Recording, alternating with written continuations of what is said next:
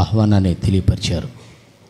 ఆటంకాలు కలిగినాయి, దేవుడు ఆటంకాలన్నీ తొలగించి మీ మధ్యకి తీసుకొచ్చారు. అందు నిమిత్తమై దేవునికి స్తోత్రములు. హల్లెలూయా. మనం దేవుని వాక్యాన్ని ధ్యానించినట్లయితే ఆదికాండం 21వ అధ్యాయం 17వ వాక్యాన్ని చదువుకుందాం. ఆదికాండం 21వ అధ్యాయం 17వ వాక్యాన్ని చదువుకుందాం.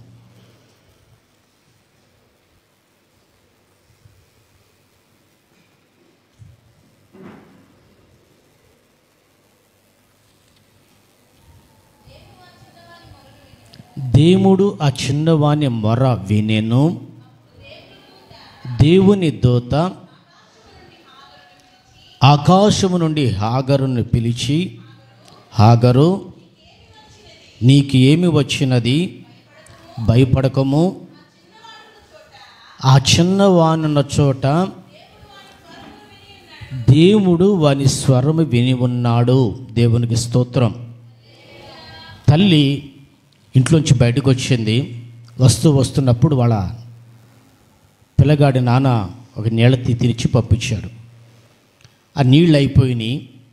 వాడు దాహం వేసి గుక్కబెట్టి ప్రాణాపాయ పరిస్థితిలో ఉన్నారు. చిన్నవాడు కదండి, పెద్దవాళ్ళు అయితే కొంచెం దాహం లేకపోయే, నీళ్లు లేకపోయినా, ఆహారం లేకపోయినా తట్టుకోగలుగుతారు. చిన్నవాడు కదా, ఆహారం లేకపోయినా మనిషి బ్రతకగలుగుతాడు, కానీ నీళ్లు లేకపోతే బ్రతకలేరు. దాహం వేసింది. ఆ చుట్టుపక్కలంతా చూసింది, ఎక్కడ నీరు కనపడలా. ఇక ప్రాణాపాయ పరిస్థితుల్లో వీని చావు నేను చూడలేను అనుకోని చెప్పేసి దూరంగా వాడిని పడేసి ఏడుస్తూ ఉన్నది. ఆ సమయంలో ఆకాశం నుంచి దేవుని దూత, హాగరు, నీకేమి వచ్చింది? లేచి ఆ చిన్నవాడిని పట్టుకో అని చెప్పి కన్నులు తెరిచినప్పుడు ప్రక్కనే నీటి ఊట కనపడితే నీళ్లు తీసుకొచ్చి ఆ పిల్లవాడికి ఇచ్చింది. వాడు తాగి ప్రాణము తెప్పరిల్లి బ్రతికాడు. దేవుని ప్రజలారా, ఈరోజు మీ ఆత్మీయ జీవితాలలో ఆరాధనకు వస్తున్నాం, భక్తి చేస్తున్నాం. మా ప్రార్థన దేవుడు ఆలకిస్తాడా? మమ్మల్ని దేవుడు చూస్తున్నాడా? మమ్మల్ని దేవుడు కనికరిస్తాడని సందేహాలు కొన్ని సందర్భాలలో కలగవచ్చు. ఈరోజు మీ ఆత్మీయ జీవితాలలో ఒక చిన్నవాని మొర విన్నాడు. చిన్నవాని స్వరము ఉన్న చోటికి దేవుడు దిగి వచ్చాడు. హల్లెలూయా. ఎవరు ప్రార్థన ఆలకిస్తాడు? ఎవరు మొర వింటాడు? వాళ్ళంటే గొప్పవాళ్ళండి, వాళ్ళంటే సంపన్నులండి, వాళ్ళంటే అన్ని రంగాలు ఆరుతీరి ఉన్నారండి. నా ప్రార్థన దేవుడు ఆలకిస్తాడా? నా మొర దేవుడు అంగీకరిస్తాడని చెప్పేసి సందేహపడుతున్న ప్రజలతోటి దేవుడు చెబుతున్న మాట, నువ్వు ఏ స్థితిలో ఉన్నా, ఎక్కడ ఉన్నా యేసయ్యా అని మొరపెట్టగలిగితే, ప్రభువా అని చెప్పేసి కేక వేయగలిగితే, నీ మొర విని నీ స్వరము వినపడిన చోటికి దిగిరాగలిగిన దేవుడు యేసు ప్రభు. ఒక చిన్నవాడండి, ఒక చిన్నవాడు, ప్రభువా నన్ను కనికరించు, నాకు దాహం తీర్చు, నా ప్రాణాలు కాపాడు, నాకు సహాయం దయచేయమని చెప్తే ఒక చిన్నవాని మొర విన్న దేవుడు ఎక్కడైతే వాని స్వరం వినపడిందో ఆ స్వరము చోటికి దేవుడు దిగి వచ్చాడు. ఈరోజు మీ ఆత్మీయ జీవితాలలో బాధపడుతూ కన్నీళ్ళు పెట్టుకుంటూ, నా కన్నీళ్ళు ఎవరు చూశారండి, నా కుటుంబ పరిస్థితిని ఎవరు అర్థం చేసుకున్నారండి, ఏ దేవుడు నన్ను కనికరించారని చెప్పేసి దిగులు పడుతూ కలవరపడుతున్న ప్రజలారా, ఒక్కసారి మీరు మీ సమస్యల్లో మీరు చేయవలసింది ఏంటంటే విశ్వాసముతో, నమ్మకముతో ప్రభువు అని చెప్పేసి కేక వేయండి. నువ్వు ఎక్కడైతే పిలుస్తావో, ఎక్కడైతే కేక వేస్తావో ఆ చోటికి దిగివచ్చే దేవుడు మనం ఆరాధన చేస్తూ ఉన్న యేసు ప్రభు. కొన్నిసార్లు అధికారుల దగ్గరికి, తెలిసిన వాళ్ళ దగ్గరికి వెళ్ళేసి అయ్యా అయ్యా అని కేకలేస్తారు, పిలుస్తారు. పిలిచినప్పుడు వాళ్ళు ఏం చేస్తారు? విని ఏంటి నీ సంగతి, నీ సమస్య అని అంటారు. సరేలే తర్వాత చూద్దామని చెప్పేసి వాళ్ళ మానాన్ని వెళ్ళిపోతుంటారు. నువ్వు పిలిచినప్పుడు, సహాయాన్ని కోరినప్పుడు, ఎవరు నువ్వు ఎందుకు వచ్చావని చెప్పేసి ఇదే నీ సమస్య, తర్వాత చూద్దామని చెప్పేసి పక్కన పెడతారు. కానీ ఇక్కడ మీరు ఆ చిన్నవాని సందర్భంలో గమనించినట్లయితే, ఆ చిన్నవాని సందర్భాలు మీరు తెలుసుకున్నట్లయితే, ఎప్పుడైతే మొరపెట్టాడో, ఎక్కడైతే కేక వేశాడో, అప్పుడే ఆ క్షణమే, మరుక్షణమే దేవుడు విని సహాయం చేయడానికి వచ్చాడు. కనుక ఈరోజు మీ ఆత్మీయ జీవితాలలో ఎప్పుడైతే మీరు ప్రార్థన చేస్తారో, ఎప్పుడైతే మీరు మొరపెడతారో, మీరు ఏ స్థితిలోనైనా ఉండండి, ఏ పరిస్థితిలోనైనా ఉండండి, దేవుడు మిమ్మల్ని సహాయం చేయటానికి తన నివాసాన్ని విడిచి రాబోచు ఉన్నాడు. హల్లెలూయా. మీరున్న చోటుకి దిగి రాగలిగిన దేవుడు యేసు ప్రభు. మీరు మొరపెట్టిన క్షణమే, మీరు ప్రార్థించిన క్షణమే సహాయం చేయుటకు శక్తి కలిగిన దేవుడు యేసు ప్రభు. కనుక మీ ఆత్మీయ జీవితాల్లో సమస్యలు వచ్చినప్పుడు, బాధలు వచ్చినప్పుడు బాధపడకుండా ఒక చిన్నవాని మొర విన్నావు, ఒక చిన్నవానికి సహాయం చేశావు, నన్ను జ్ఞాపకం చేసుకోమని చెప్పేసి మీరు కనుక ప్రార్థన చేయగలిగితే చాలు. ఏం చేయాలండి? పెద్దగా చెప్పండి. ప్రార్థన చేయగలిగితే చాలు. ఆ ప్రార్థన ద్వారా దేవుడు నీకు సహాయం చేస్తాడు. నీ కుటుంబం క్షేమంగా ఉంటుంది, నీ స్థితి బాగుంటుంది, నీ పరిస్థితి చక్కబెట్టబడిద్ది. ఉన్నతమైన ఆశీర్వాదాల చేత దేవుడు మీకు సహాయం చేయునుగాక. ఆమేన్. ఆ చిన్నవాని మొర ఎందుకు విన్నాడు? ఆ చిన్నవాని స్వరం విన్న చోటికి దేవుడు ఎందుకు దిగి వచ్చాడు? మేము ప్రార్థన చేస్తున్నామండి, మా మొర దేవుడు ఆలకించట్లేదు, మేము మొర పెడుతున్నామండి, దేవుడు మాకు సహాయం చేయట్లేదు అని బాధపడుతున్నారు కదా. ఒక చిన్నవాని మొర విన్న దేవుడు విని విడిచిపెట్టకుండా, విని అలక్ష్యం చేయకుండా, విని తొలగిపోకుండా ఆ క్షణమే అక్కడే సహాయం చేయటానికి ఎందుకు దిగి వచ్చాడు? ఈరోజు మీ ఆత్మీయ జీవితాలలో ఎందుకు దిగి వచ్చాడు, ఎందుకు సహాయం చేశాడో కొన్ని విషయాలు మీకు క్లుప్తంగా చెబుతారండి. మనం దేవుని ఆశీర్వాదాన్ని పరిపూర్ణంగా పొందుకొని ప్రభు రాకడకి సిద్ధపడతాం. మొట్టమొదటిగా మనం గమనించినట్లయితే ఆదికాండం 21వ అధ్యాయం 20వ వాక్యాన్ని చదువుకుందాం. ఆదికాండం 21వ అధ్యాయం 20వ వాక్యం.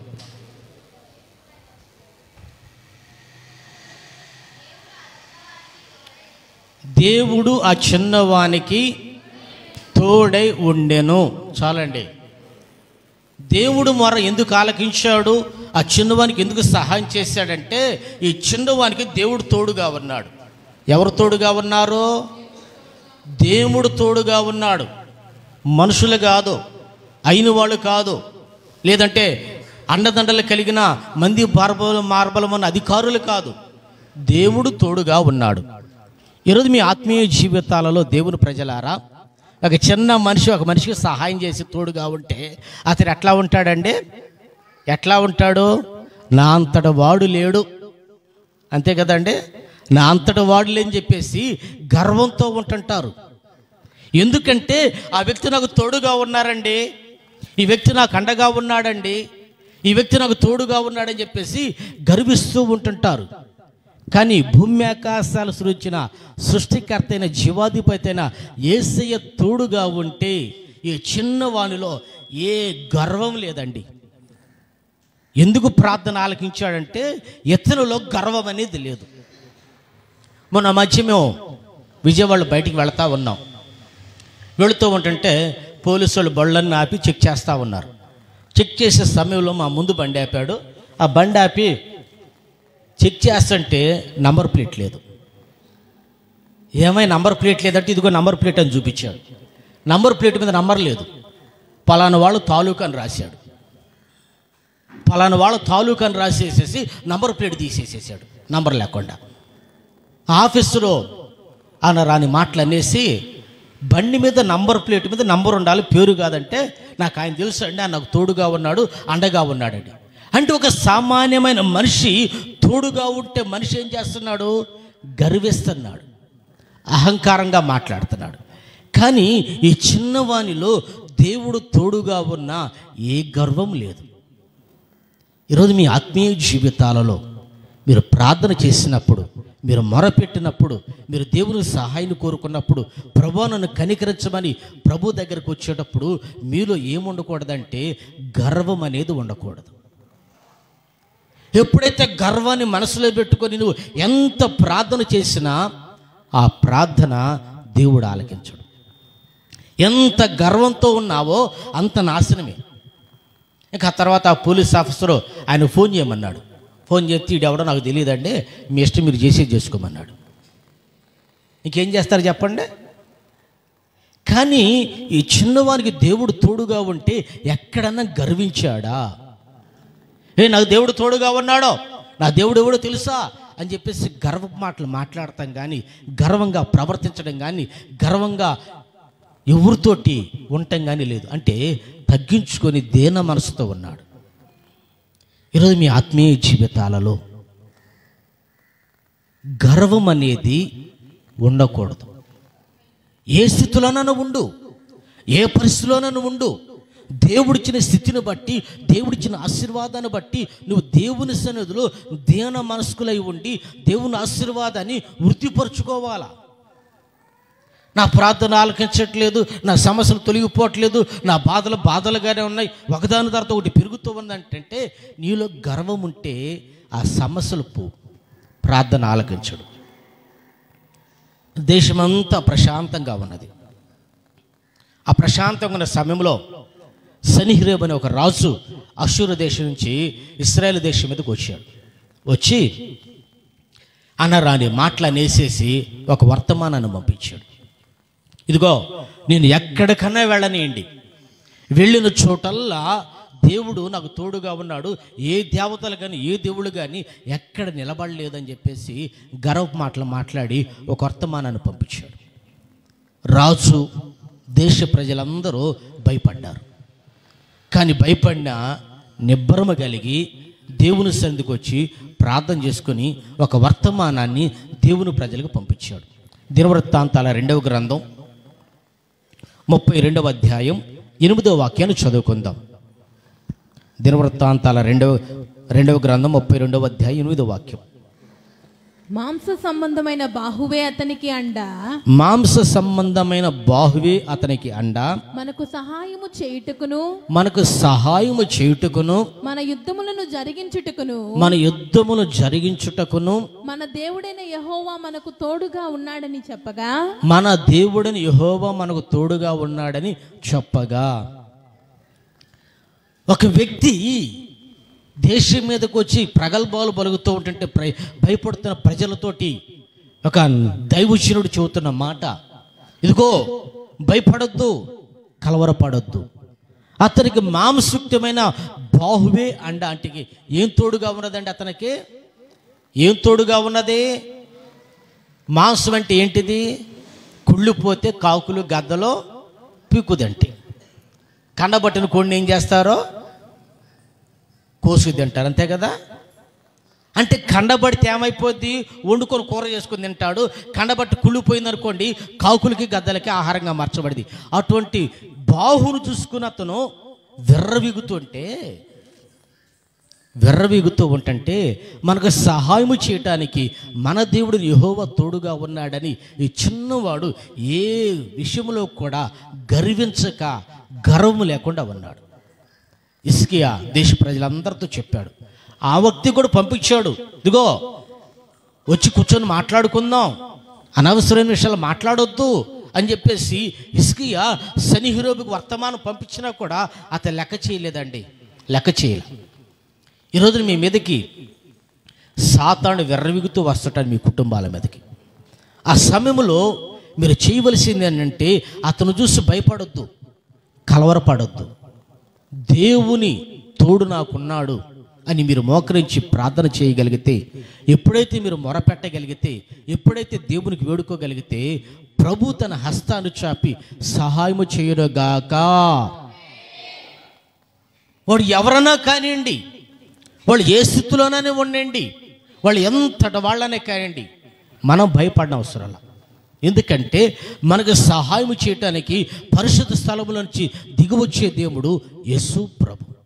కనుక దేవుని సంగమా, ఈరోజు మీ కుటుంబాలలో, మీ ఆత్మీయ జీవితాలలో ఎదురవుతున్న సమస్యల గురించి భయపడిన అవసరం లేదు, కలవరపడిన అవసరం లేదు. దేవుడు తోడుగా ఉన్నాడు. అయ్యా, నువ్వు నాకు తోడుగా ఉన్నావు, నా సమస్య ఇది, నాకు సహాయం చేయమని చెప్పేసి ప్రార్థన చేయగలిగితే దేవుడు మీకు సహాయం చేస్తాడు. ఏ గర్వంతో, అహంకారంతో ఈ సన్హెరీబు వచ్చాడో తల దించుకొని దిక్కుముక్కులేని పరిస్థితిలో రహస్యంగా తిరిగి పారిపోయాడు. యుద్ధం చేయడానికి వచ్చాడు. మిమ్మల్ని స్వాధీనపరుచుకుంటానన్నాడు, మిమ్మల్ని నాశనం చేస్తానన్నాడు. మీ రాజు కానీ మీ దేవతలు కానీ మిమ్మల్ని ఏమి చేయలేవు నా చేతిలో నుంచి అన్నాడు. అటువంటి వ్యక్తి యుద్ధము చేయకుండా పారిపోయాడు. కారణం ఏంటంటే వీళ్ళు విశ్వాసముతో దేవుని వేడుకున్నారు, ప్రభువుకు ప్రార్థన చేశాడు. రాత్రి ఒక దేవదూత వచ్చింది, ఈ శత్రు గుడారంలో ఉన్న సైనికులందరిని చంపేసేసింది. తెల్లారి చూస్తే యుద్ధానికి సిద్ధంగా ఉండాలనుకుని చూస్తే శవాలైపోయి ఉన్నారు. దేవుని దూత, దేవుని సహాయం నీకు కావాలంటే గర్వం అనేది ఉండకూడదండి. ఒక మనిషి తోడుగా ఉంటే గర్విస్తాం. ఒక మనిషికి ఒక అధికారి అండగా ఉంటే గర్వం. ఒక మనిషికి డబ్బు తోడుగా ఉంటే గర్వం. ఒక మనిషికి పేరు ప్రఖ్యాతులు తోడుగా ఉంటే నాంతడ వాళ్ళు లేడని చెప్పేసి గర్వించి వెర్రవీగుతున్న వారలారా, ఒక్కసారి ఆలోచించండి. ఏ గర్వంతో అహంకారంతో ఈ సన్నిహరేబు వచ్చాడో తలదించుకొని అవమానముతో పారిపోవలసిన పరిస్థితి ఏర్పడింది. కారణము దేవుని సహాయం వలన, దేవుడు తోడుగా ఉన్నందువలన అక్కడ సహాయం దొరికింది. ఈ చిన్నవాని మొర దేవుడు ఎందుకు ఆలకించాడు? ఈ చిన్నవాని స్వరం ఉన్న చోటికి దేవుడు ఎందుకు దిగి వచ్చాడంటే అతనిలో ఏ గర్వము లేదు. కనుక మీ ఆత్మీయ జీవితాలలో ఏ కోశానని ఒక్కసారి గర్వం ఉంటే ప్రభు దగ్గరకు వచ్చి, అయ్యా నాలో గర్వం ఉన్నది, నా గర్వాన్ని తీసివేయమని చెప్పేసి ప్రభుని అడిగితే ఆ గర్వాన్ని తీసివేయగలిగిన కనిక్రమ కలిగిన దేవుడు యేసు ప్రభు. కనుక నీ స్వరం దేవుడు వినాలన్నా, నీ మొర దేవుడు ఆలకించాలన్నా, నీకు సహాయం చేయాలన్నా, నీ స్థితుల నుంచి నువ్వు లేపబడాలన్నా, నీ పరిస్థితుల నుంచి నువ్వు ఆశీర్వాదకరంగా అంటే గర్వం అనేది ఉండకూడదు. రెండో చదవండి, ఆదికాండం 21వ అధ్యాయం 20వ వాక్యాన్ని చదువుకుందాం. ఆదికాండం 21వ అధ్యాయం 20వ వాక్యం.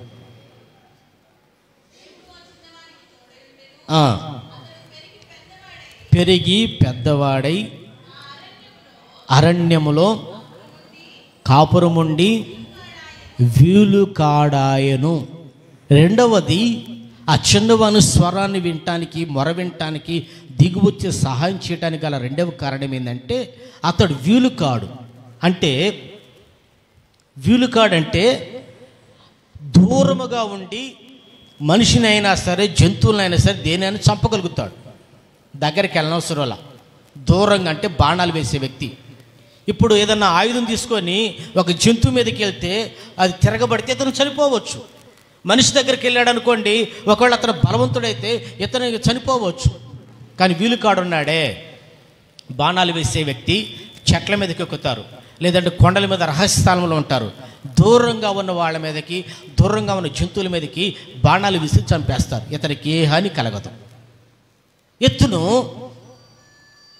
విలువిద్యని నేర్చుకొని పెరిగి పెద్దవాడైన తర్వాత విలువిద్యని నేర్చుకున్నాడు. ఎందుకు నేర్చుకున్నాడు? వాళ్ళ నాన్న మీద పగ తీర్చుకోవడానికి కాదు, వాళ్ళ తమ్ముని చంపటానికి కాదు. ఈ చిన్నవానిలో పగ అనేది లేదండి, పగ అనేది లేదు. నేను అనుకున్నాను ఆ అధ్యాయం చదివేటప్పుడు వీలుకాడయ్యాడు కదా, విలువిద్య నేర్చుకున్నాడు కదా అంటే దూరంగా ఉండి రహస్యంగా పొంచి ఉండి ఇస్సాకుని అబ్రహాముని చంపుతానికి నేర్చుకున్నాడేమో అనుకున్నా. ఎందుకు నేర్చుకున్నాడంటే నాకు అన్యాయం జరిగింది, మా అమ్మ మా నాన్నని ఇంట్లోంచి తరిమేశాడో అని పగ తీర్చుకోవటానికి నేర్చుకున్నాడంటే అతను పగ తీర్చుకోవటానికి నేర్చుకోలేదు. పగ తీర్చుకోవటానికి నేర్చుకోలేదు. ఈ చిన్నవాడు తన బ్రతుకును బాగు చేసుకోవటానికి, తన కుటుంబాన్ని పోషించుకోవటానికి, తన బ్రతుకు తను బతకటానికి విద్యను నేర్చుకున్నాడు. అంటే ఇతనిలో ఏముందంటే పగ అనేది లేదు.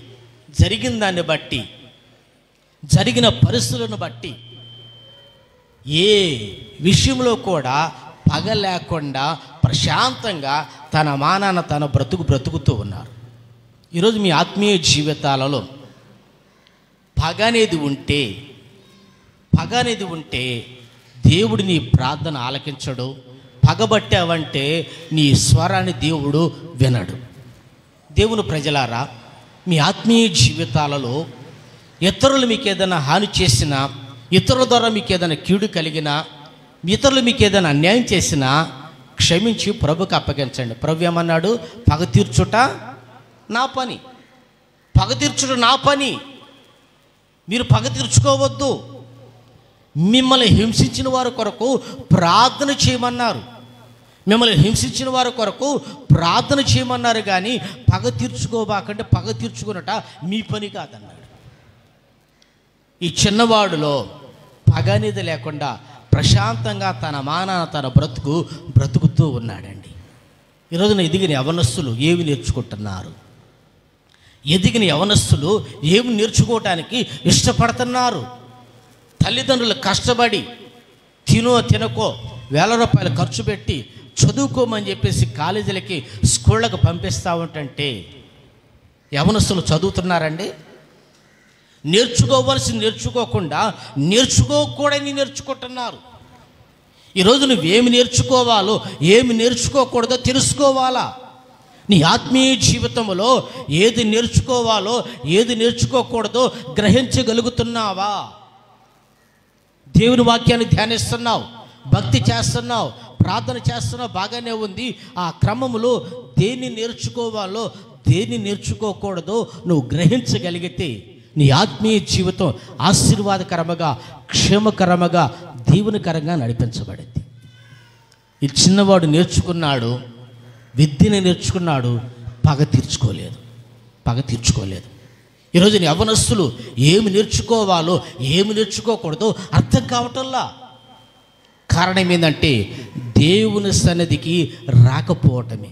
అయ్యా మా పిల్లల మందిరానికి రావట్లేదు, ప్రార్థన చేయండి. మా పిల్లల మందిరానికి రావట్లేదు, ప్రార్థన చేయండి. శుభకార్యాలకు వస్తున్నారుగా, ఫంక్షన్లకు వస్తున్నారుగా, ఫ్రెండ్స్తో కలిసేసి షికార్లకి వాటికి వెళ్తున్నారు కదా. వీటికి వెళ్ళిన వారు మందిరానికి ఎందుకు రావట్లేదంటే ముందు నువ్వు క్రమంగా రావటం నేర్చుకుంటే, ఎప్పుడైతే నువ్వు క్రమంగా వస్తావో నీ పిల్లలు కూడా క్రమంగా వస్తారు. తల్లిదండ్రులుగా మీరు క్రమంగా మందిరానికి వస్తే పిల్లలు మీతో పాటు మందిరానికి వస్తారు. దేవుని దయవల్ల ఇశ్రాయేలు దేశానికి వెళ్ళామండి. ఆ ఇశ్రాయేలు దేశానికి వెళ్ళి చూసాము, ప్రతి యవనస్తుల చేతిలో మారణాయుధాలు ఉన్నాయి. యవనస్తుల చేతిలో మారణాయుధాలు ఉన్నాయి. ప్రభుత్వం వాళ్ళకి ఆయుధాలు ఇచ్చింది. ప్రభుత్వం వాళ్ళకి ఆయుధాలు ఇస్తే, ఆయుధాలు వాళ్ళ చేతిలో ఉన్నాయి కదా, ఆయుధాలు వాళ్ళ ఇంట్లో ఉన్నాయి కదా, ఆయుధాలు వాడతాం ఎట్లానో వాళ్ళకి తెలుసు కదా. ఏమన్నా అఘోరాలు, నేరాలు, ఘోరాలు చేశారంటే ఏ నేరాలు, ఘోరాలు చేయలే వాళ్ళు. కారణం ఏంటంటే వాళ్ళ చేతులు ఆయుధాలు పెట్టింది ప్రభుత్వం. ఎందుకు పెట్టిందంటే దానిని దేశం మీదకి ఎవరన్నా దండెత్తొచ్చినప్పుడు, దేశాన్ని పాడు చేయడానికి వచ్చినప్పుడు తమ దేశాన్ని కాపాడుకోవటం ఎట్లాగో యవనస్తులకు నేర్పించి వాళ్ళ చేతులు ఆయుధాలు పెడితే ఈ యవనస్తులు అట్లాగనే వాడుతున్నారు. వాళ్ళ చేతులు ఆయుధాలు ఉన్నాయి. నా చేతిలో ప్రభుత్వం ఆయుధం పెట్టిందని చెప్పేసి తన ఇష్టానుసారముగా ఆయుధాలను వాడకుండా తమ దేశ రక్షణ కొరకు ఆయుధాలు వాడుతున్నారండి. ఏమండి, ఇంట్లో కూరగాయలు కోసే చాకులు ఉన్నాయి కదా, ఆ కూరగాయలు కోసే చాకుతోటి పేక్ పోయొచ్చు అని చెప్పేసి ఎవరు నేర్పారు? కూరగాయల కోసం చూశారు, ఇంట్లో కూరగాయల కోసం కొయ్యటం చూశారు. ఆ కూరగాయలు కోసే కత్తిని తీసుకొని, చాకుని తీసుకెళ్ళేసి రోడ్డు మీదకి వెళ్ళి, ఇదిగో నువ్వు నన్ను ప్రేమిస్తావా లేకపోతే పేక్ కొయ్యమంటావని ఎవరు నేర్పారు? వాళ్ళ చేతిలో మారణాయుధాలు ఉన్నా సరే ఆయుధాలని దేశ క్షేమము కొరకు, కుటుంబ క్షేమము కొరకు, ఆత్మరక్షణ కొరకే వాడుతున్నారు. కానీ నీ ఆత్మీయ జీవితంలో కూరగాయలు కోసి చాకుని తీసుకొచ్చి అల్లకొలాలు సృష్టిస్తున్నారు రోడ్ల మీద. అంటే నేర్చుకోవాల్సింది నేర్చుకోకుండా, నేర్చుకోకూడదని నేర్చుకొని, నేర్చుకున్న దాన్ని దేనికి వాడాలో, నేర్చుకున్నది ఎందుకు ఉపయోగపడుతో అర్థం కానప్పుడు ఈరోజున అనేకులు రోడ్ల మీద చేతులు చాపి, అయ్యా మాకు భిక్ష వేయండి, మాకు ఉద్యోగాలు ఇవ్వండి, మా బ్రతుకు మేము బ్రతుకుతామని చెప్పేసి రోడ్ల మీద పడుతూ ఉన్నారు. యవనస్తులారా, ఏదో వయస్సు ఉందని, తెలివితేటలు ఉన్నాయని చెప్పేసి మంతటి వాడు లేరని అనుకోబాకండి. మీరు నేర్చుకునే విద్య నీ కుటుంబాన్ని, నువ్వు నేర్చుకునే విద్య నీ ఆత్మని, నువ్వు నేర్చుకునే విద్య నీ జీవితాన్ని కాపాడగలుగుతూ ఉన్నదా? నువ్వు నేర్చుకునే విద్యతోటి నిండు నూరేళ్ల నీ జీవితాన్ని పాడు చేసుకుంటున్నావా? ఈ చిన్నవాడు విలువిద్య నేర్చుకున్నాడు. ఆ నేర్చుకున్న దానిని బట్టి అబ్రహామును కానీ ఇస్సాకును కానీ చంపి పగ తీర్చుకోలేదు. పగ తీర్చుకుంటే దేవుని ఉగ్రత ఇతని మీదకి వచ్చేది. పగ తీర్చుకుంటే దేవుని శిక్ష ఇతని మీదకి వచ్చేది. పగ తీర్చుకుంటే దేవునికి దూరం అయిపోయేవాడు. కనుక దేవుని సంగమా, మీ ఆత్మీయ జీవితాలలో హృదయంలో పగ అనేది పెట్టుకోవద్దు. విద్య నేర్చుకున్నాడు, విలువిద్య నేర్చుకున్నాడు. నేర్చుకున్న తర్వాత తన జీవితాన్ని తను కాపాడుకున్నాడు, తన కాళ్ళ మీద తను నిలబడ్డాడు, తన బ్రతుకు తను బ్రతుకుతున్నారు, తన జీవితాన్ని తను చక్కబెట్టుకున్నారు. ఈరోజు మీ ఆత్మీయ జీవితాలలో తల్లిదండ్రులు ఉండి, తెలిసిన వాళ్ళు ఉండి, బంధువులు ఉండి, ఉద్యోగాలు లేక, ఏ వ్యాపారం ప్రారంభించాలో అర్థం కాక, ఏం పని చేసి కుటుంబాన్ని పోషించగలో తెలియని పరిస్థితులు ఉన్న మీ జీవితాలలో ఈ చిన్నవానికి పుట్టిన వాళ్ళు కానీ స్నేహితులు కానీ ఎవ్వరు లేకపోయినా తన స్వశక్తితో మంచి విద్య నేర్చుకున్నాడు, తన బ్రతుకు తాను బ్రతికాడు. కారణము తన కుటుంబ స్థితి గుర్తుపట్టాడు. యవనస్తులారా, ఎగ్జామ్స్ దగ్గర పడుతున్నాయి, గడిచిందేదో గడిచిపోయింది. ఉన్న కాలమన్నా ఉన్న సమయమన్నా ప్రభు దగ్గరకు వచ్చి, ప్రభా నన్ను కనికరించయ్యా, ఎస్సయ్యా ఈ సంవత్సరం అన్నా మంచి మార్కులతో పాస్ కావడానికి సహాయం చేయని చెప్పేసి ప్రభువుని అడగగలిగితే దేవుడు మీరు రాయబోతున్న ఎగ్జామ్స్లో మంచి మార్కులతో పాస్ చేయనుగాక, ఉన్నత చదువులు చదువునుగాక, మీ పిల్లలకి చక్కటి భవిష్యత్తు దొరుకునుగాక, చేస్తున్న ప్రతి ఉద్యోగ ప్రయత్నం సఫలపరచబడునుగాక. కనుక మీ పిల్లలని దేవుని సందుకు వచ్చేట్లు నేర్పించడం ముందు, ఆ తర్వాత ఏ చదువైనా చదివించండి. పగ అనేది లేదండి, పగ అనేది లేదు. బైబిల్ మనం గమనించినట్లయితే సమూయేలు రాసిన మొదటి గ్రంథం 24వ అధ్యాయం 12వ వాక్యాన్ని చదువుకుందాం.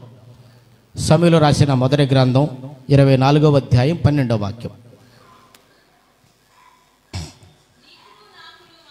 నీకును నాకును మధ్య యెహోవా న్యాయము తీర్చును, యెహోవా నా విషయమై పగ తీర్చును గాని నేను నిన్ను చంపను. దేవుడు పగ తీర్చుకుంటాడు. నీ సహోదరుడి మీద నువ్వు పగ పట్టవద్దు. అనేక మార్లు సౌలు దావీదు చేతికి చిక్కాడు.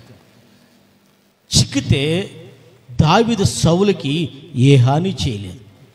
ఎందుకు చేయలేదంటే, యెహోవా వలన అభిషేకించబడిన వానిని నేను ముట్టను. ఆ మాట చెప్పండి, పెద్ద చెప్పండి అందరూ.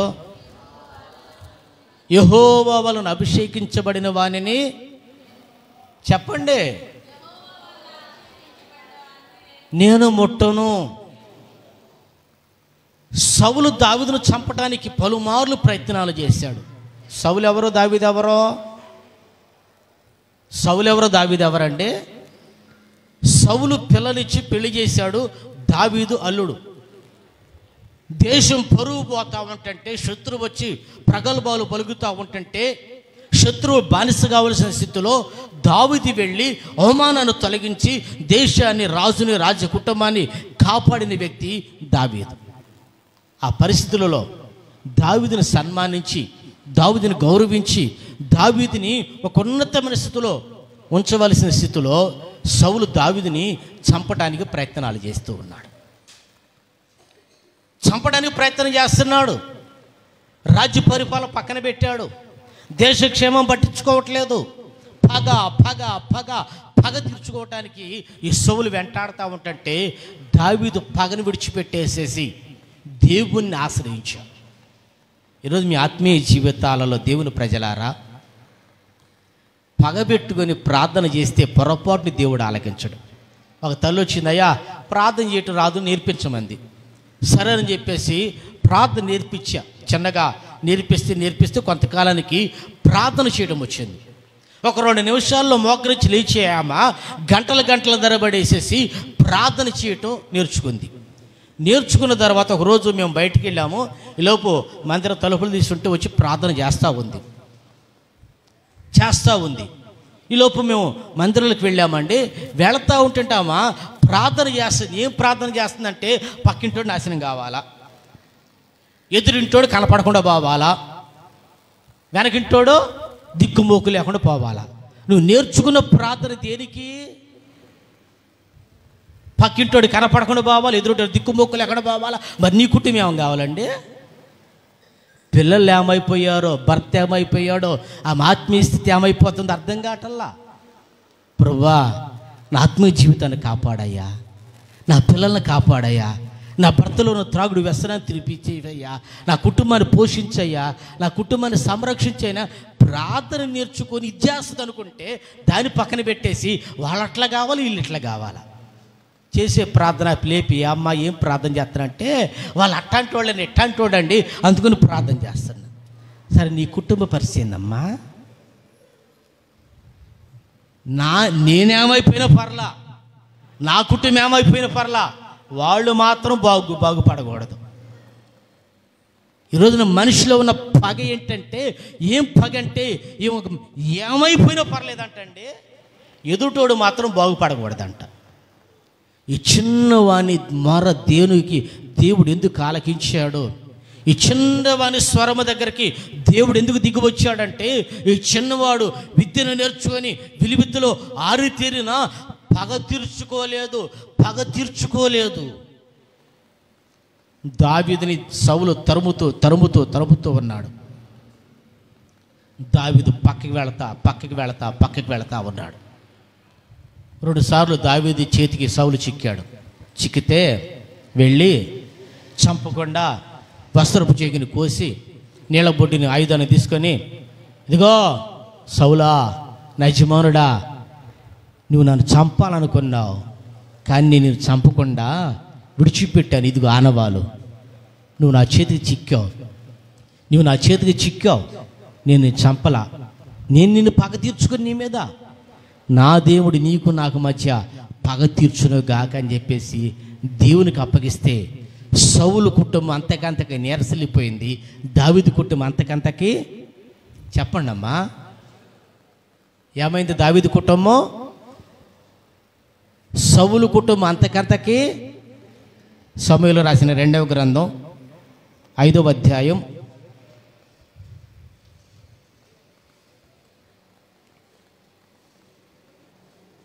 ఎక్కడది? చదవండి, అది 10వ వాక్యం. దావీదు అంతకంతకు వర్ధిల్లెను, అతనికి తోడుగా ఉండెను. ఇంకో చోట అది దావీదు కుటుంబం అంతకంతకు వర్ధిల్లెను, సౌలు కుటుంబం నీరసిల్లిపోయినని చెప్పేసి ఉంటుంది. చదవండి, అది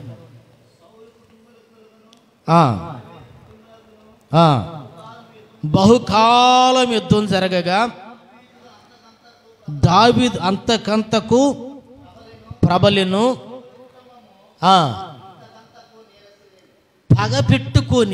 హృదయంలో పగ పెట్టుకొని నువ్వెంత భక్తి చేసినా, ఎంత ప్రార్థన చేసినా, ఎంత ఆత్మీయుడిని చెప్పుకుంటున్నా పగ బయటికి కనపడకపోవచ్చు. అంతే కదండి. సహోదరుడు బాగున్నావా అని చెప్పేసేసి హృదయంలో పగ పెట్టుకొని మనిషిలో తీయని మాటలు మాట్లాడుతుంటారు. మనసులో ఏముంటుంది? పగ ఉంటుంది. ఆ మనసులోని పగ ఎవరు చూస్తారు? మనిషి పైరూపాన్ని చూస్తాడు, దేవుడు అంతరంగాన్ని చూస్తాడు. నీ హృదయంలో ఉన్న పగని దేవుడు చూశాడంటే, నీ హృదయంలో ఉన్న పగని దేవుడు గ్రహించగలిగాడంటే నీ మొర ఆలకించడు, నీ స్వరం వినడు. దావీదు హృదయం ఏ పగ లేకుండా, ప్రభువా సౌలు చిక్కాడు, ఆయన నేనేం చేయను, నువ్వే తీర్చుకొని న్యాయ తీర్పు అని చెప్పేసి పగ తీర్చుకొనకుండా తరుముతూ ఉన్న దిక్కుముక్కలేని పరిస్థితిలో పారిపోతూ ఉన్నాడు కానీ ఏ క్షణము కూడా సౌలుకి చిన్న హాని చేయలేదు. ఇస్మాయిలు యుద్ధం నేర్చుకున్నా, ఇస్మాయిలు విలువిద్య నేర్చుకున్నా, ఇస్మాయిలు అన్ని రంగాల ఆరితేరినా ఎక్కడ అబ్రహాము మీద కానివ్వండి, ఇస్సాకు మీద కానివ్వండి నేర్చుకునే విద్యని ప్రయోగించి వాళ్ళని హతము చేసి పగ తీర్చుకోలేదు ఈ చిన్నవాడు. అందుకే ఈ చిన్నవాడి స్వరాన్ని దేవుడు విన్నాడు. ఈరోజు మీ ఆత్మీయ జీవితాలలో పగొద్దండి, ప్రశాంతంగా ప్రభుకి అప్పగించుకోండి. దేవుడి పని దేవుడు చేస్తాడు. మీరు అంతకంతకు వర్ధిల్లుతారు. మీ కుటుంబాలు అంతకంతకి వర్ధిల్లునుగాక. మీ కుటుంబాలు అంతకాలకి ఆశీర్వదించబడునుగాక. మీకు దేవుడు తోడుగా ఉండి నడిపించునుగాక. ఇంకొక విషయాన్ని మనం గమనించి చదివినట్లయితే ఆదికాండం 25వ అధ్యాయం 9వ వాక్యాన్ని చదువుకుందాం. ఆదికాండం 25వ అధ్యాయం 9వ వాక్యం.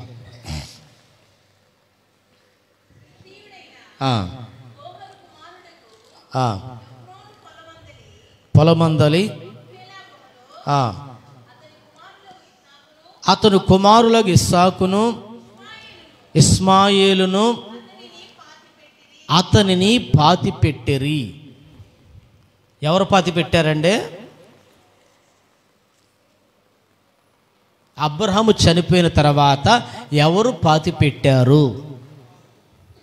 అతను కుమారులైన ఇస్సాకును ఇస్మాయేలును అతనిని పాతిపెట్టిరి. అక్కడ రెండు సందర్భాలు మనకు కనపడతాయి. పెద్దవాడు ఎవరండి? ఇస్మాయిలు. చిన్నవాడెవరో? ఇస్సాకు. కానీ ఎవరి పేరు ముందు రాసింది అక్కడ? తర్వాత ఎవరి పేరు రాసింది? అంటే ఇస్మాయిలులో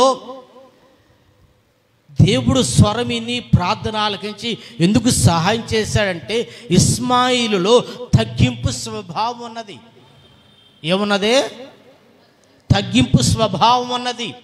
దేవుని చిత్తాన్ని గ్రహించి దేవుని చిత్తానికి అప్పగించుకొని దేవుడు ఇస్సాకును కోరుకున్నాడు. నేను చిన్నవానిగా ఉండటానికి ఇష్టపడతానని తగ్గించుకొని దేవుని చిత్తానికి అప్పగించుకునే వ్యక్తి ఇస్మాయిలు. ఇదిగో నేను పెద్దోడిని, నేను కదా ముందు పుట్టిందని చెప్పేసి ఇస్మాయిల్ తన పేరు ముందు రాపించుకోవాలా అంటే తగ్గింపు జీవితం అండి. ఈరోజు నీ ఆత్మీయ జీవితంలో తగ్గింపు జీవితం ఉన్నదా? తగ్గించుకొని బ్రతకగలుగుతున్నావా? తగ్గింపు ఉండదండి. నేను ఎవరినో తెలుసా, నా స్థితి ఏందో తెలుసా, నా పరిస్థితి ఏందో తెలుసా అంటుంటారు. ఎప్పుడైతే నువ్వు దేవుని దృష్టికి తగ్గించుకోగలిగితే అహంకారులను ఎదిరించి దీనులకు కృపనిస్తాడు. అహంకారులను ఎదిరిస్తారు, దీనులకు కృపనిస్తాడు. ఈరోజు మీ ఆత్మీయ జీవితంలో దేవుని కృపలో వర్ధిల్లాలని, దేవుని కృపలో మీరు నిలవాలని ఆశపడితే మిమ్మల్ని మీరు తగ్గించుకోండి. ఆయన బలిష్టమైన రెక్కల క్రింద అణిగిమణిగి ఉండి తగ్గించుకోండి. దేవుడు మీకు సమృద్ధిగా కృపనిస్తాడు. ఆయన కృప లేకపోతే క్షణమైనా మనం బ్రతుకుతామండి? బ్రతకలేం. ఆయన కృప లేకపోతే క్షణమైనా బ్రతకలేం. కృప కొరకు దేవుని సన్నిధిలో మీరు గనక ఎదురు చూడగలిగితే కృపలో దేవుడు మనల్ని నడిపిస్తాడు, కృపలో మనల్ని స్థిరపరుస్తాడు. ఈరోజు మీ ఆత్మీయ జీవితాల్లో కృప అర్థం కాలేదా? అర్థమై వర్ధిల్లుతున్నారా? అర్థం కాకపోతే అర్థం చేయడానికి ప్రయత్నం చేయండి. కృపలో వర్ధిల్లుతూ ఉన్నారా? కృపను వ్యర్థపుచ్చుకోవద్దు. దేవుడు మీ ఎడల చూపిన కృపని వ్యర్థపుచ్చుకోవద్దు. కొంతమంది ఆ కృపని వ్యర్థపుచ్చుకుంటుంటారు, కొంతమంది ఆ కృపని పాడు చేసుకుంటూ ఉంటుంటారు, కొంతమంది ఆ కృపని కాపాడుకొని ఆ కృపలో వర్ధిల్లుతూ ఉంటుంటాడు. దావీదుతో చెబుతాడు, ఇదిగో నీకు ముందున్న వానికి నా కృపను దూరము చేసినట్లు నీ సంతతికి నేను కృపను దూరము చేయనని చెప్పేసి. కనుక మీ ఆత్మీయ జీవితాలలో దేవుని కృప లేకపోతే క్షణమైనా బ్రతకలేమండి. దేవుని కృప లేకపోతే మనం ఏమి చేయలేం. నేటి వరకు మనం సజీవులుగా నిలిచి ఉన్నామంటే అది దేవుని కృపే. ఈరోజున మనం దేవుని ఆరాధన చేస్తున్నామంటే దేవుని కృపే. దేవుని ఆశీర్వాదాన్ని మనం పొందుకున్నామంటే మన శక్తి, మన భక్తి, మన ప్రార్థన కాదండి. ఆయన కృపా వాత్సల్యం. తగ్గించుకొని తగ్గింపు జీవితంతో ఎంత ఎదిగామో అంత ఒదిగి ఉండాలి. ఎదిగే కొలది ఒదిగి ఉంటూ నేర్చుకుంటే ఆ కృపలు వర్ధిల్లుతో కృపలు నడిపించబడతాం. ఇస్మాయిలు ఇస్సాకు పేరు ముందు పెట్టి ఇస్సాకును వారసుడిగా ప్రకటించిన, ఇస్మాయిలు పెద్దవాడిగా ప్రకటించిన ఈ ఇస్మాయిలు తగ్గించుకొని ఉన్నాడు. ఎందుకంటే దేవుని చిత్తం అది.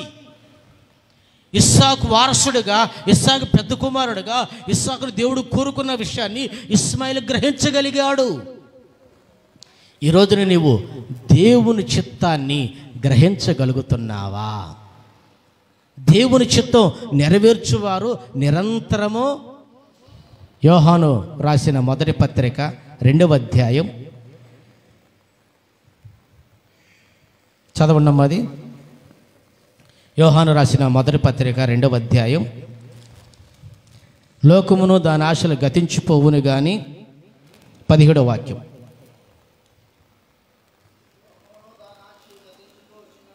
లోకమును దాని ఆశలు గతించిపోవచ్చు ఉన్నవు కానీ దేవుని చిత్తము జరిగించువాడు నిరంతరము నిలుచును. హల్లెలూయా. లోకమును దాని ఆశలు గతించిపోతూ ఉన్నాయి. దేవుని చిత్తాన్ని నెరవేర్చువాడు నిరంతరము నిలిచి ఉంటారు. ఈరోజు మీ ఆత్మీయ జీవితాల్లో ఒక చిన్నవాని చరిత్రను మనం నేర్చుకుంటూ ఉన్నాం. ఒక చిన్నవాడి గురించి మనం ధ్యానిస్తూ ఉన్నాం. ఈ చిన్నవాడు ఎందుకు నిరంతరం నిలిచి ఉన్నాడు?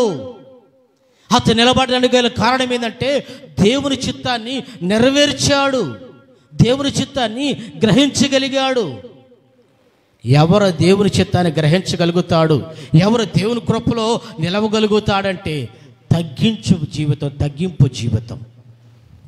ఎవరైతే ప్రభువా నాలో ఏమీ లేదయ్యా అని దేవుని పాదాల చెంత తగ్గించుకోగలుగుతారో, యేసయ్య పాదాల చెంత తగ్గించుకోగలుగుతారో వాళ్ళలో దేవుని చిత్తం నెరవేర్పు కలిగిద్ది, వాళ్ళలో దేవుని కృప వర్ధిల్లిద్ది.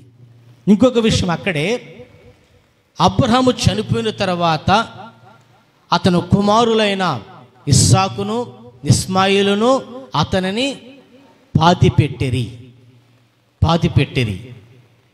కొంతమంది అవకాశవాదులు ఉంటారు. ఎవరంటే అవకాశవాదులు. ఏంటంటే అవకాశవాదులు గుంట నక్కలా కూర్చుంటారు. అవకాశం వచ్చినప్పుడు అప్పుడు చెబితే నీ పని అంటారు.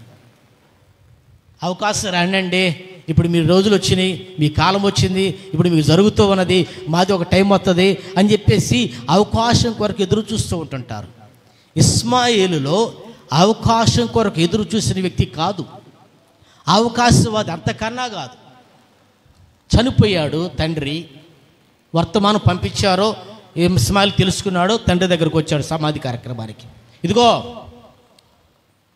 నాకు ఆస్తి భాగంలో వాటా ఇస్తేనే ఈ సమాధి కార్యక్రమం జరిగిద్ది, నాకు రావాల్సిన వాటా నాకు ఇస్తేనే ఈ శవాన్ని తీసుకెళ్తాం అని చెప్పేసి అవకాశాన్ని చూసుకొని గొడవ చేశాడా, సమాధి చేశాడండి? ఏం చేశాడు అక్కడ? అవకాశవాదిగా లేడు ఇస్మాయిలు. కొంతమంది భక్తులుగా కనపడతారు. ఏంటంటే అవకాశం రానంత వరకే, అవకాశం వచ్చిందనుకోండి, ఎవరు లేకపోతే ఒక వస్తువు అక్కడ పడింది అనుకోండి, తీసి జేబులు పెట్టుకుని వెళ్ళిపోతూ ఉంటుంటారు.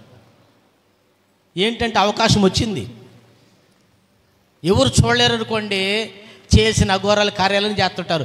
అవకాశం వస్తే, అవకాశం లేకపోతే ప్రార్థన భక్తి భక్తి భక్తి అంటారు. యేసుతో యుగయుగాలు నివసించాలని ప్రభు రాకడికి ఎదురు చూస్తున్న ఆత్మీయులారా, అవకాశవాదులుగా భక్తి చేయొద్దు. యేసు రక్తం చేత కడగబడి, యేసు యొక్క ఆత్మచేత నింపబడి పరలోకానికి ఎదురు చూస్తున్న నిజమైన ఆత్మీయులుగా ఎప్పుడైతే నీ భక్తి నువ్వు కాపాడుకుంటావో అప్పుడు ప్రభు రాకడికి సిద్ధపడతావు, ప్రభుతో యుగయుగాలు నివసిస్తావు.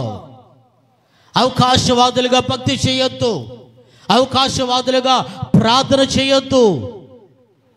మనుషులు చూడకపోవచ్చు, దేవుడు తన కనుదృష్టి పరిధిలో సమస్తాన్ని చూడగలుగుతూ ఉన్నాడు. తండ్రి చనిపోయాడు, ఇస్సాకు ఏ దిక్కు లేడు, ఇస్సాకుకి మనుషులు అవసరమైంది సమాధి కార్యక్రమం చేయటానికి. ఆ సమయంలో వచ్చి నాకు వాటా పంచు, నేను సమాధి కార్యక్రమం సహాయం చేస్తా, నాకు వాటా పంచితేనే ఈ పని జరిగిద్ది, నా ఆస్తి నాకు ఇస్తేనే ఇప్పుడు సమాధిని చేయటానికి నేను ఒప్పుకుంటానని చెప్పేసి గొడవ చేశాడండి. గొడవ చేశాడా? లేదు. ఇగో సహోదరుడా, దేవుడు నిన్ను కోరుకున్నాడు, మంచిదే, పద జరగవలసిన పని చేద్దాం, నేను నీకు సహాయం చేస్తాను, జరిగిపోయింది, ఇప్పుడు ఏమొద్దు, అవన్నీ మనసులో వద్దు, నేను అన్నీ తీసేసేసాను అని చెప్పేసి అవకాశం వచ్చినా కూడా అవకాశవాదిగా ఉండకుండా బ్రతికిన వ్యక్తి ఇస్మాయిల్. అందుకే దేవుడు అతని మొర విన్నాడు, అతను స్వరం ఉన్న చోటికి దిగువచ్చి సహాయం చేశాడు. హల్లెలూయా. ఏ స్థితిలో ఏ పరిస్థితిలో ఉన్నా సరే ప్రభుని చూస్తూ నీ ఆత్మీయ జీవితాన్ని కాపాడుకుంటూ నీ భక్తిని పరిపూర్ణత చెందించుకుంటూ దేవుని సన్నిధిలో మీరు నిలిచి ఉండండి. దేవుడు మీకు తన పరిశుద్ధ నివాసం నుంచి సహాయము చేయునుగాక, మీ అవసరాలు తీర్చునుగాక, మిమ్మల్ని ఆదుకొనుగాక, మీ కుటుంబాలలో సర్వ సమృద్ధిని దయచేయునుగాక. బాధపడ్డా, ఇబ్బంది పడ్డా అవకాశవాదులుగా పొరపాటున ఉండొద్దు. దేవుడు మీ సమస్యలన్నిటి నుంచి విడిపించునుగాక. అందులో ఒక మాట మనం చదువుకునేటట్లయితే ఆదికాండం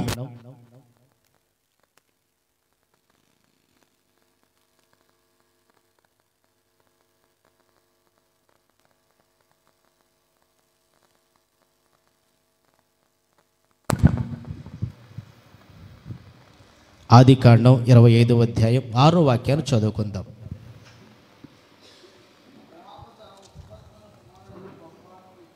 అబ్రహాము తన ఉపత్తుల కుమారులకు బహుమానములు ఇచ్చి తను సజీవుడై ఉండగానే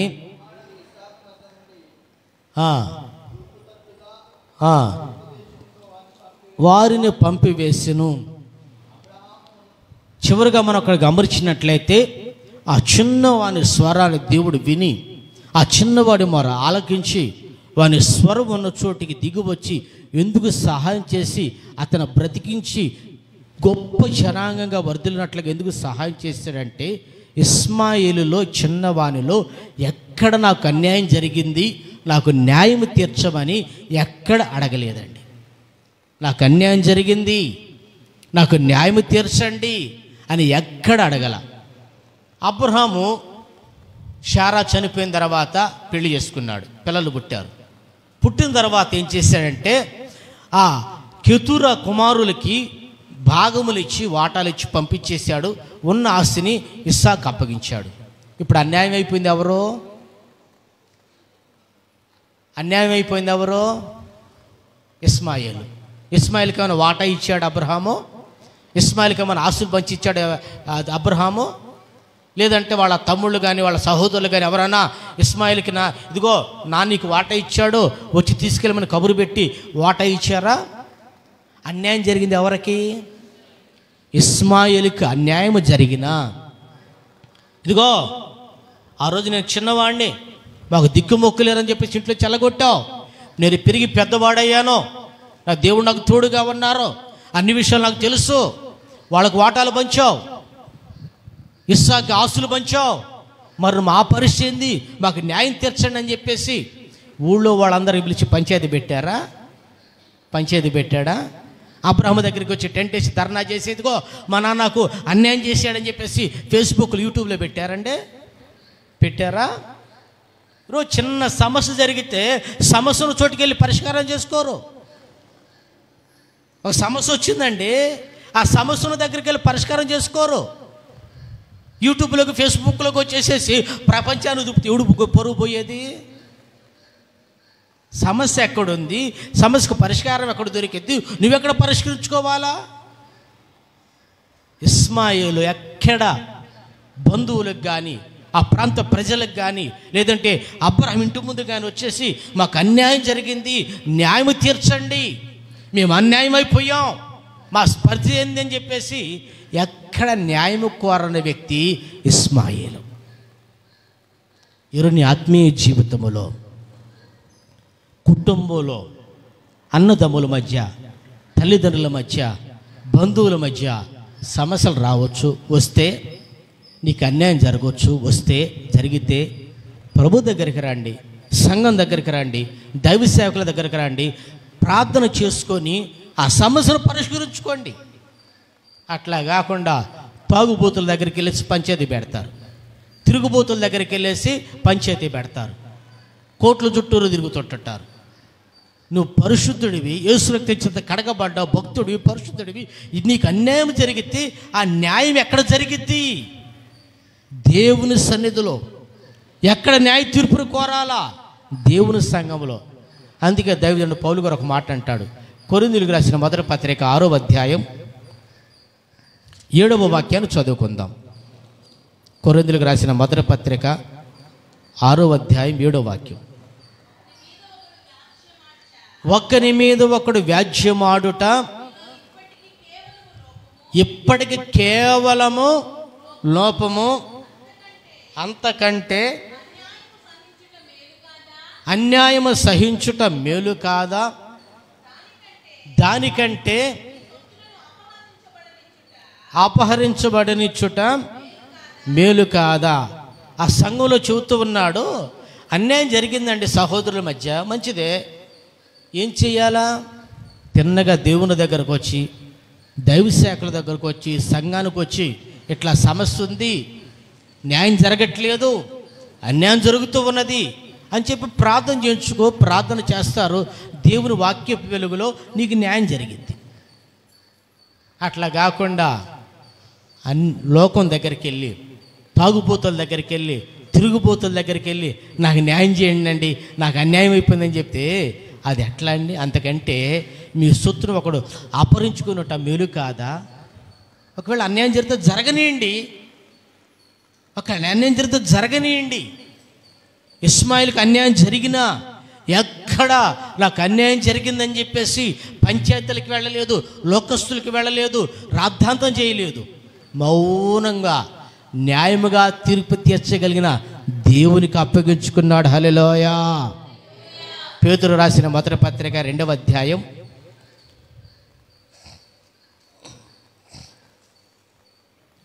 22వ వాక్యాన్ని చదువుకుందాం. 21వ వాక్యం.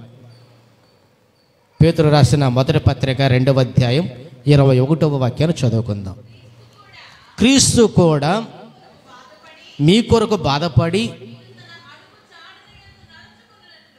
తన అడుగు జాడల యందు నడుచుకున్నట్లు మాదిరి ఉంచాడు. ఏంటి మాదిరి? తను బాధపడ్డాడు, హింసించబడ్డాడు, అన్యాయం జరిగింది. అయినను ఆయన బెదిరించక న్యాయముగా తీర్పు తీర్చు దేవునికి తనను తాను అప్పగించుకున్నాడు. నాకు అన్యాయం అయిపోయింది, నాకు అన్యాయం అయిపోయింది, నాకు న్యాయం తీర్చండి అని చెప్పేసి ఎక్కడ న్యాయ తీర్పును కోరలేదు యేసు ప్రభు. మన కొరకు రక్తాన్ని చిందించి ప్రాణాలు పెట్టి చనిపోయి తిరిగి లేచి తండ్రి కుడిపార్శ్వం మీద ఆశీనుడైన వాడు యేసు ప్రభు. ఏం అన్యాయం చేశాడని న్యాయ తీర్పులో ఉన్నాడండి? ఏం చేశాడు యేసు ప్రభు? ఏ అన్యాయం చేశాడండి? మీరు పరిశుద్ధంగా బ్రతకండి, మీరు పవిత్రంగా బ్రతకండి, అక్రమాలు చేయొద్దు, దౌర్జన్యాలు చేయొద్దు, మీరు దేవునిని నమ్మండి, పరిశుద్ధంగా బ్రతకమని చెబితే అది కొంతమందికి నచ్చదండి. చేసిన తప్పుని హెచ్చరించి ఖండించామనుకోండి, మనసులో పగబెట్టుకొని, ద్వేషం పెట్టుకొని, కక్ష కార్పణ్యాలు పెట్టుకుంటారు. అయ్యో నేను చేసి తప్పే, నేను చేసింది తప్పు చెప్పాడు, నన్ను నేను సరిదిద్దుకోవాలా, నన్ను నేను చక్కబెట్టుకోవాలని చెప్పేసి బుద్ధిని మార్చుకోకుండా బుద్ధి చెప్పు వారి మీద జనులు పగబడతారంట. గుమ్మంలో నిలిచి బుద్ధి చెప్పు వారి మీద జనులు పగబడతారంట. యేసు ప్రభు 3.5 సంవత్సరాలు ఈ భూమి మీద సువార్తను ప్రకటించాడు.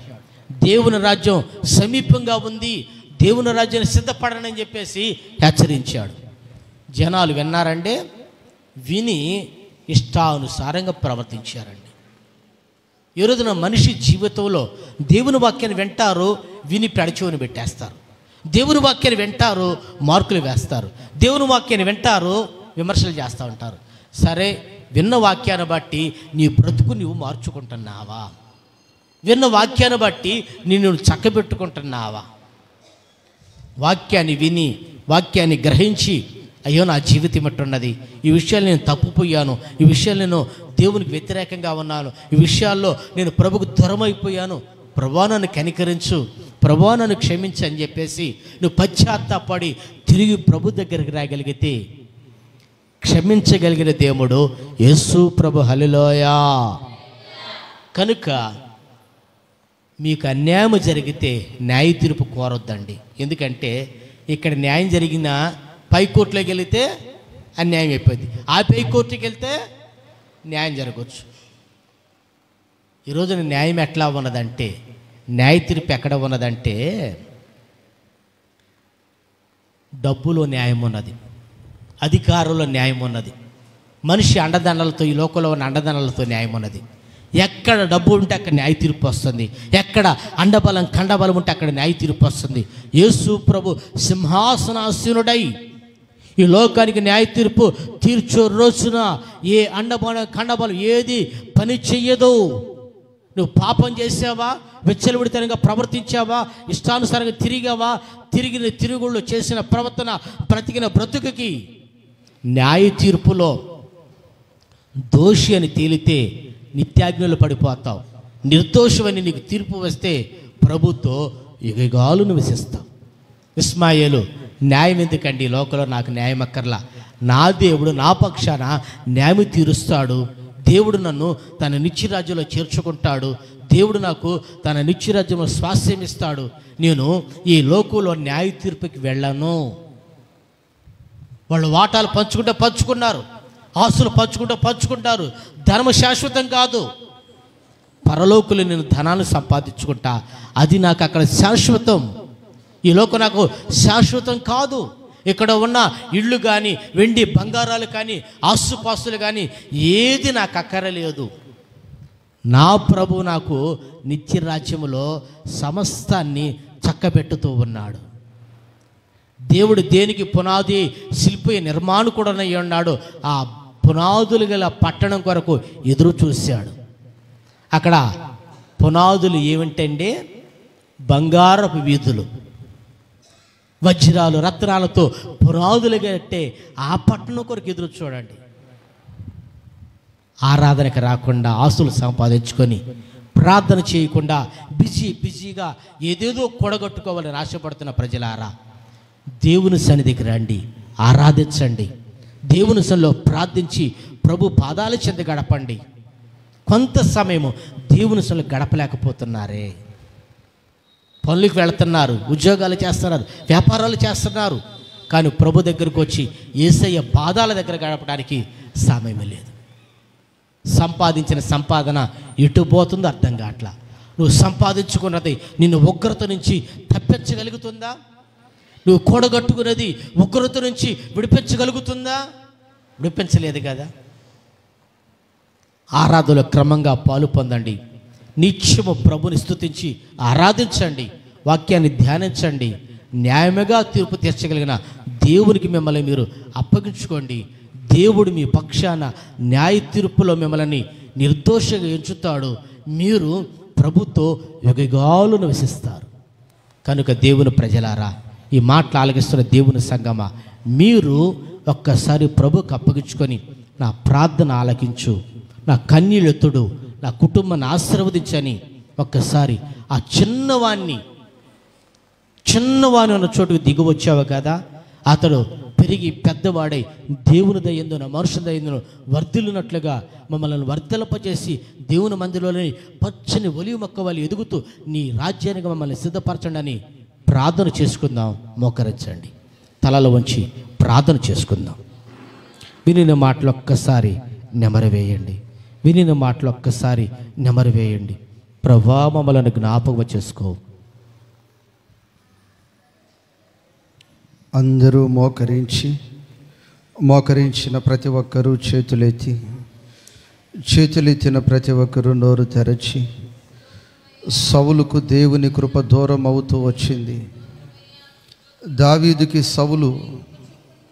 దావీదుకి దేవుని కృప సమీపిస్తూ వచ్చింది. కాబట్టి ఆయన కృప చాలా అవసరము. అయ్యా, నీ కృప కావాలి, నీ కృప కావాలి. నీ కృప బాహుల్యమే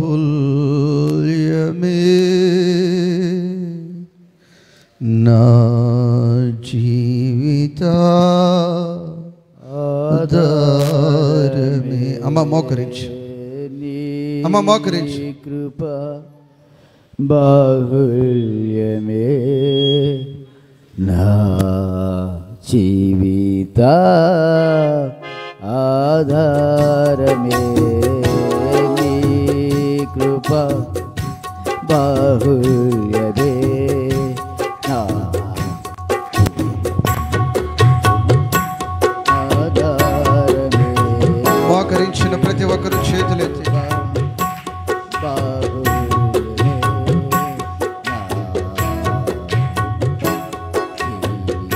చేతులెత్తిన ప్రతి ఒక్కరు నోరు తెరచి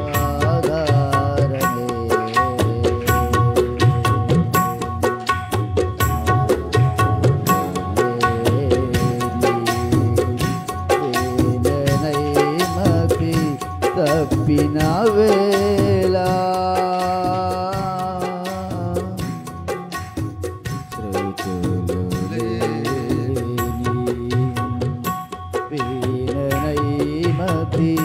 తప్పిన వేళ నీ కృప వేడక నన్ను వెంబడించెను. నీ కృప వేడక నన్ను వెంబడించెను. నన్ను వెంబడించెను. నన్ను వెంబడించెను.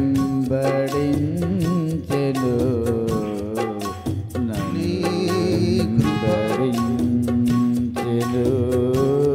నీ కృప బాహుల్యమే నా జీవిత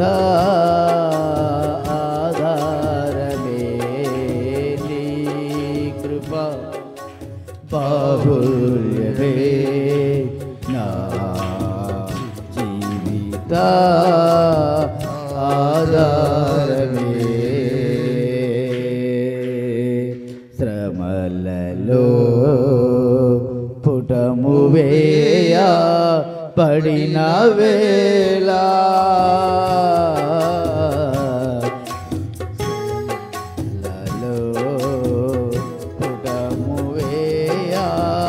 పడిన వేళ నీ కృప నాలో నిత్య జీవమాయనా.